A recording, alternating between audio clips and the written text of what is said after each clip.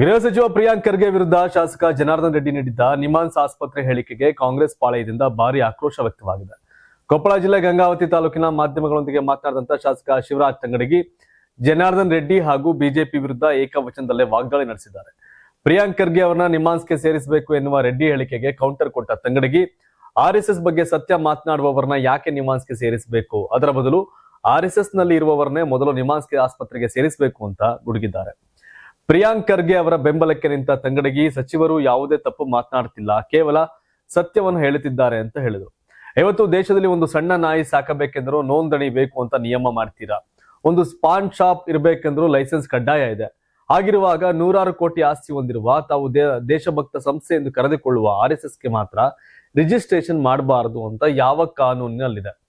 ಎಷ್ಟೊಂದು 100 ಕೋಟಿ ರೂಪಾಯಿ ಹಣ ಎಲ್ಲಿಂದ ಬರುತ್ತೆ? ದೊಡ್ಡ ದೊಡ್ಡ ಬಿಲ್ಡಿಂಗ್ ಕಟ್ಟೋಕೆ ಯಾರು ದುಡ್ಡು ಕೊಡ್ತಾ ಇದ್ದಾರೆ? ಇದಕ್ಕೆಲ್ಲ ಅವ್ರು ಲೆಕ್ಕ ಕೊಡ್ಲೇಬೇಕು, ಇಲ್ಲದಿದ್ರೆ ಮುಂದೆ ನಾವೇ ಮಾಡಬೇಕು ಅಂತ ಡಿಸೈಡ್ ಮಾಡ್ತೀವಿ ಅಂತ ಎಚ್ಚರಿಕೆಯನ್ನ ಕೊಟ್ರು.